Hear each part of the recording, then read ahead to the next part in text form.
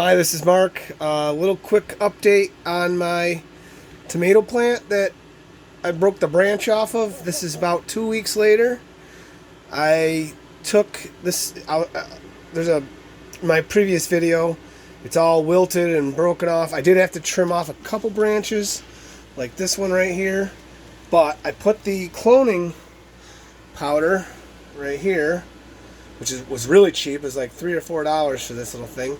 I dipped the roots in it, the plant roots in it, or the stem of the broken branch. I took a knife and I sliced it just to expose the inside skin of the branch, and I dipped it. It's like a powder inside. I just dipped it in there, and I put it into a crack key, and look at that, roots.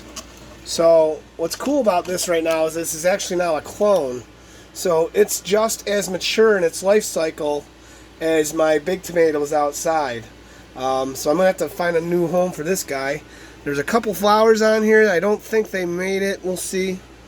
But yeah, if you look at the video before, maybe I can put a snapshot in there. But this thing was a wilted mess, and I was sure it was going to die. But it's full life, it's rooting, and it's taken off great. This is my little nursery I got. It's actually a changing table. I got a light down here, and I keep most of my supplies down here. This is another neat thing I did with my master blend. Instead of using the bags, this is like a little pretzel container. This is a mayonnaise jar, and this is a coffee can. I took the labels right off, and I just put the stuff in there. It's a lot easier to work with